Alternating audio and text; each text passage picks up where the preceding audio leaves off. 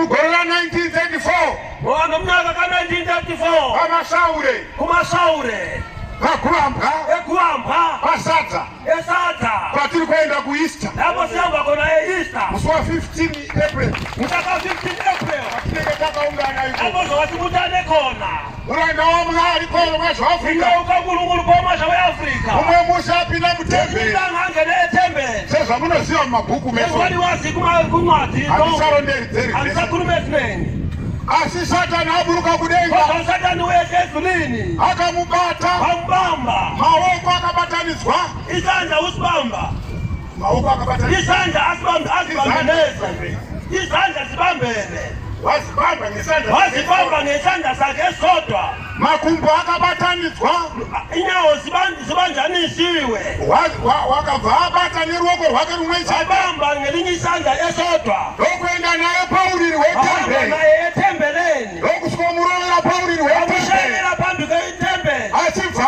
wafa temberi ikabva yazara navana navana vadzoka kumhlophe kupupurira kuti ukufakaza ukuthi zvatenderwa sokuvunyelwe kuti muafrica yezimbabwe ukuthi ngase-Afrika yeZimbabwe tevere pasi rese ukulandela emazwe wonke muri musanganira vaapostoli veafrica African Apostolic Church muve neplatform yokuuraya kwasatani platform yokubulala koSathane kuti pavanenge vaungana ukuthi vakapfeka zvichena vagqoke okumhlophe basa ravo ndeyekuparadza satani umsebenzi wabo ukubhijisa uSathane afrika yeye vakabva vaimba vakati vatinopara veafrica vatinopara mazha waseAfrica kuzozoredzana notenda kupumuza vakholwayo afrika yedu hazvitenderwe kunamata musanganiro waapostoli veafrica dambudziko rako ripo akuvunyelwa kutandaza kuti African Apostolic Church inkinga yako ikhona nokuti vati vapara veafrica kuzozoredzana kupumuza vakholwayo anotenda abakholwayo anogamuchira oyamukelayo jesu achichizwa oyokuzwa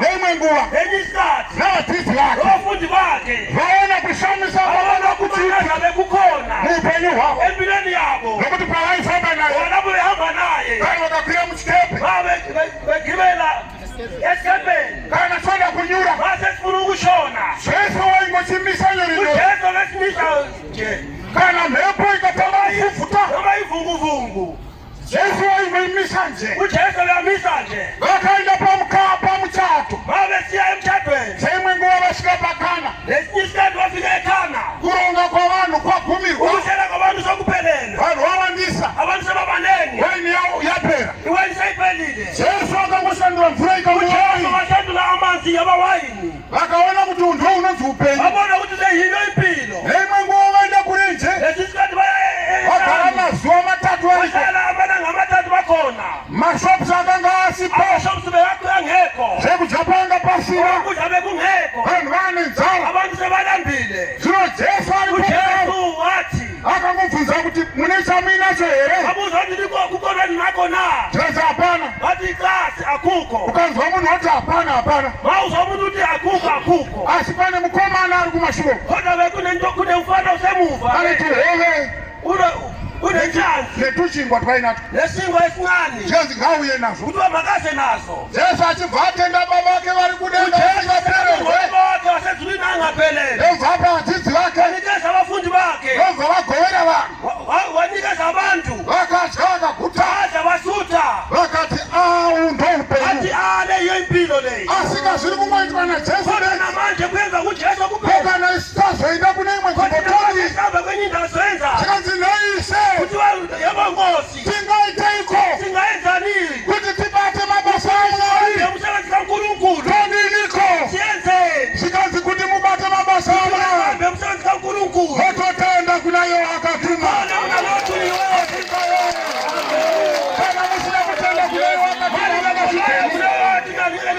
hamungazvikwanise nokuti paulo achitaura paimwe nzvimbo akataura vakuruma vati haninani zvake obani nobani anokumbira kwari otsera kuye achaponeswa uzosindiswa zvikanzi vachakumbira seiko kuna ivo vasingazivi njani kuna lovangazi vachaziva seiko vasingaparidzi vangashingairwanga zvino vachaparisirwa seiko kana kushayatima kungena utunywayo afrika ye hakuna kuparidzwa kwevhangeri kana aiko kuchudara kwevhangeri kungena utunyiweyo zvino ndo ivhangeri iri mukati mezvipuri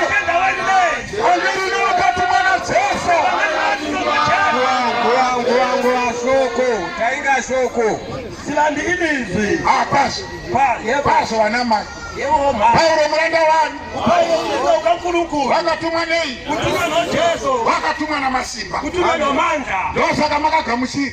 yiko niyamukele Nabanye bachiruka musoro. nababo kade beruka ingcele Wakati nekuda kwemurume uyu. bathi ngenxa lendoda Kufa nasi. ukusuka namhlanje Andisarukazi musoro.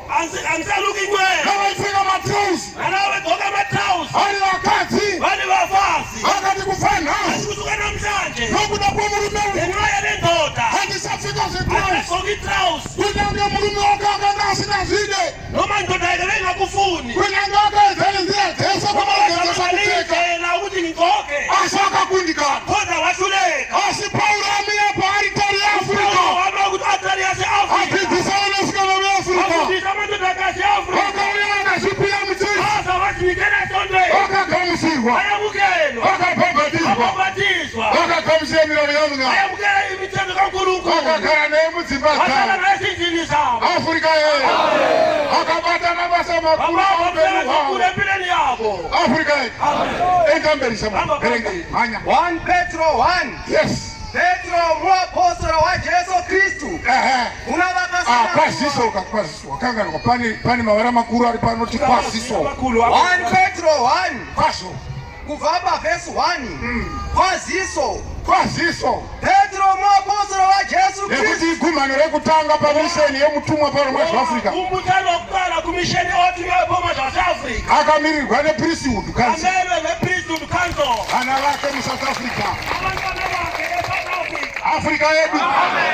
Saka tinongokwazisaiwa namai. njalo siyamukela womama Tinongokwazisaiwa rume. siyaliyamukela amadoda Akomana nevasikana. Afrika yedu. Ande. Petro muapostolo wa Jesu Kristu Petro muapostolo wa Jesu Kristu. petro muapostolo wa Jesu Kristu kuna vakasanangurwa vari vaeni Yes. vakapararira papondo neGalatia Mupretoria. neKapadokia Soshanguve. neAsia Hamaskro. neBritania Bloemfontein. vakasanangurwa nokuziva zviri mberi Tenda kwaMwari kuWestern. siya e-Western Cape Totika kuenda kuzasuku. siya e-Cape Town Tenda Mpumalanga. siya eMpumalanga Nelspruit. Nelspruit Malelani. Malelani Komatipu. Komatipo Kopino Mozambique. siya eMozambique Afrika yedu. Ande. vakasanangurwa nokuziva zviri mberi kwaMwari Baba Nokuti makasanangurwa. ngoba Shoko langu nhasi lipakusanangurwa.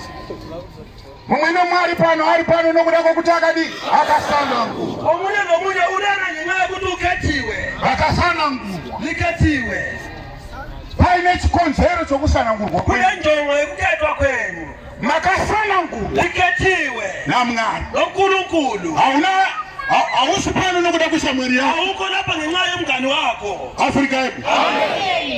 Kana inonzi by default is not applicable. Lokho pano is not by default. ukuwa kwakho lapha akusukusundwa nomuntu oko by mistake Kunyange wakanzwisisa shamwari yako pakusina kuzwisisa mashoko umngane omutumwa. wakho ungazwisisa Nokuti kusanangurwa kwavanhu kunosiyana. ukukhethiwa kwabantu kuyashiyana Kudaizwa kwavanhu kunosiyana. ukubizwa kwabantu kuyashiyana Zvikuva pano pagumano rino. ukuza lana kula lo mbuthano Vamwe vakaona pamavhidhiyo achitendera pamaWhatsApp. video ehamba kuWhatsApp Ndo masanangurwa avakaitwa iko uyo. ukukhethwa kwabo Vamwe vakafonerwa. abanye bebashayirwa ucingo Vamwe vakanzwa chiziviso pakereke. abanye babona isaziso ebandleni Vamwe vakanzwa zvisingokurukurwa. abanye baza abantu bekhuluma MaAfrika edu. amen Saka munhu wese ari pano wakadaidzwa naMwari. omunye umuntu lonke ulana ubizwa noNkulunkulu Wakadaidzwa mhai. ibiziwe mama Wakadaidzwa musikana. ibiziwe ntombazana Wakadaidzwa murume. ubiziwe baba Wakasanangurwa mukomana. ikhethiwe ndodana Afrika yedu. Ande. vakasanangurwa nokuziva zviri mberi kwaMwari Baba Unofema ipapo nokuti ndinoda kuti panyatsokupinda ipapo. ufuna ukuthi kungene Hatikuda kuti tisiyane. asifuna sishiyane Vakasanangurwa abakhethiweyo nokuziva zviripi. Nokuziva zviri kupi. nokulwazi oluphambili vakasanangurwa Nokuti musi wa28 February 2020 haisi yekungomhanya. ayisento yokugijima Don't rush. ungagijimi samanya ungagijimi asinzwa uri kuona vasiri panapo vakamhanya abaningi obona bangekho lapho haimhanyi nesamba iyoyo masoko iwayo hamhanyiwe iwayo amazwi lawagijima unotanga wadzikama cala uhlale ekhaya kana uine nzara tanga wadya ma ulambile cala udle saverenge uine nzara ungabali ulambile afrika yedu dzokorola vakasanangurwa akakhethiweyo nokuziva zviri mberi nokuti mwari waiziva zviri mberi onkulunkulu belwazi okuphambili mubutsvene hwomweya panyaya yeutsvene panyaya yokururama panyika panyaya yokutaurwa kwezvokwadi panyika panyaya yokuteerwa kwapauro mazvaafrika mukuparidza kwake jesu kristu nomwoyo wese afrika yedu mwari wakaziva zviri mberi unkulunkulu wazi okuphambili afrika yedu mira uchinzwa chimira malapho uzwe enda pana Mateo 10 hamba kuMateyu 10 verse 17